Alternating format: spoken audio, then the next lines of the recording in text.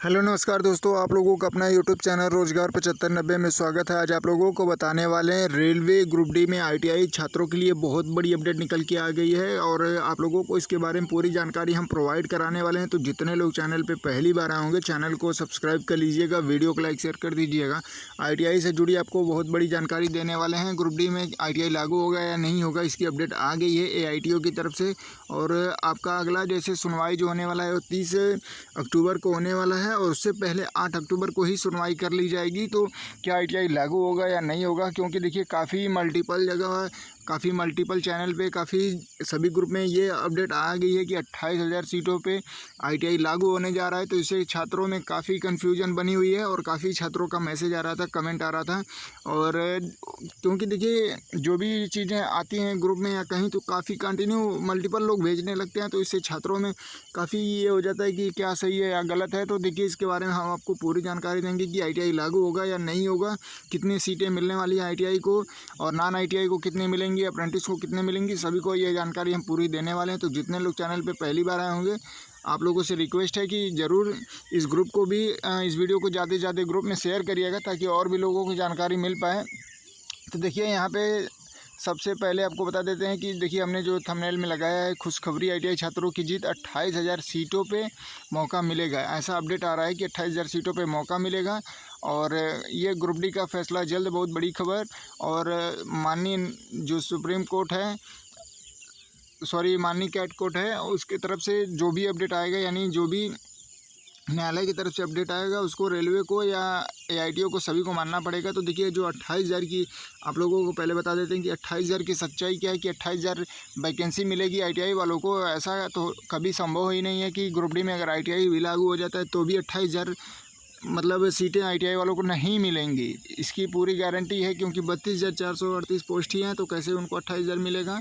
तो यहाँ पे आप लोग देख भी पा रहे होंगे कि टोटल जो वैकेंसी है वो 32,438 पोस्ट पे ही है।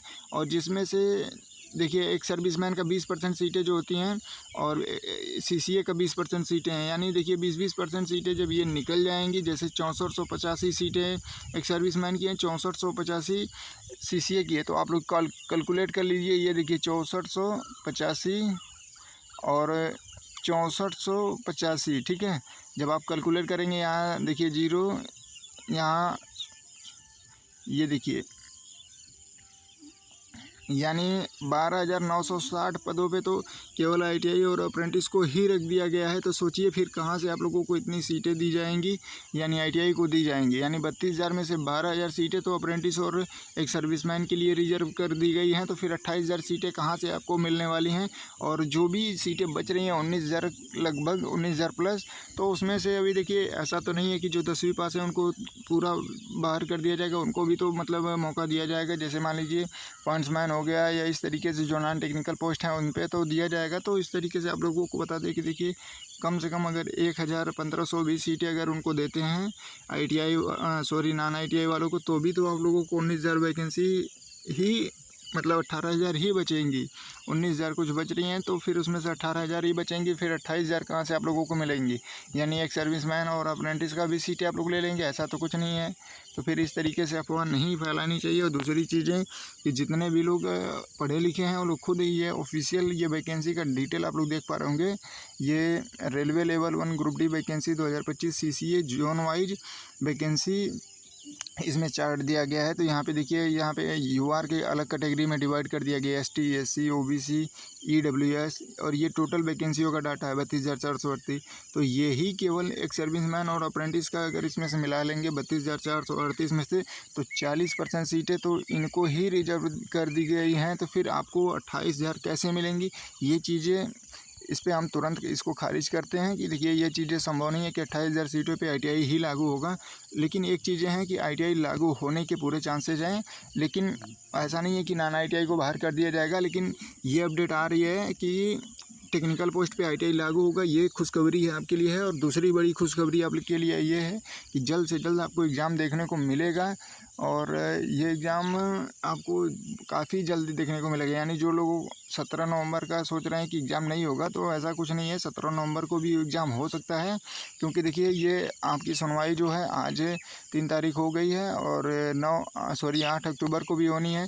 अगर 8 अक्टूबर को फैसला आ गया तो ठीक है, नहीं तो फाइनल जो सुनवाई है ये 30 अक्टूबर को है। अगर 30 अक्टूबर को फैसला हो जाएगा तो ये पूरे चांसेज हैं कि 17 नवंबर से आपके एग्ज़ाम होने वाले हैं। तो आप लोग बिल्कुल तैयारी अच्छे से करिए और पढ़ाई में मन से लगे रहिए। क्योंकि आप लोग ये ना सोचिए कि ITI नहीं लागू होगा तो हम क्यों पढ़ें, ITI लागू हो जाएगा तो जो 10वीं वाले हैं वो बाहर हो जाएंगे तो वो पढ़ाई अपना छोड़ दें। तो इस तरीके से किसी को नहीं करना है, सभी को मौका दिया जाएगा। लेकिन एक ही चीज़ है, बस टेक्निकल पोस्ट पे ITI वाले रहेंगे, नॉन टेक्निकल पे 10वीं वाले, इस तरीके से होगा। और जो अप्रेंटिस हैं उनकी भी सीटें रिजर्व हैं, 6485 एक सर्विसमैन की रिजर्व है, उसमें से एक भी सीट इधर उधर नहीं जाने वाली है, उनके लिए ही रिजर्व रहेगी। तो जैसे काफ़ी अप्रेंटिसों का कहना था कि सर हमने देखा है कि उसमें बताया जा रहा है कि 28,000 सीटें ITI को मिल रही हैं, तो फिर हम लोगों की सीटें भी कहाँ चली गई। तो ऐसा कुछ नहीं है, जो भी अप्रेंटिस हैं उनके लिए 6485 पोस्ट आपके लिए ये रिजर्व है। बिल्कुल आप लोग निश्चिंत होकर पढ़िए। और खुशी की बात है कि चलिए ठीक है, जो उनका हक था, अधिकार था, वो मिलेगा ITI वालों को। ये बहुत बड़ी चीज़ें हैं कि टेक्निकल पोस्ट पे ITI वाले ही रहें। क्योंकि देखिए बाकी जो वैकेंसियाँ होती हैं, जैसे मान लीजिए अब टीचर बनना है तो उसमें देखिए BEd BTC को ही रखा जाता है। तो ऐसा तो नहीं है कि सभी को मौका दिया जाता है। तो जो जिस हिसाब से जिसके लिए तैयारी करके आया है, जो जिस हिसाब से पढ़ाई कर रहा है, अपना मान लीजिए डिग्री डिप्लोमा लिया है, उसको उस हिसाब से मौका मिलना चाहिए।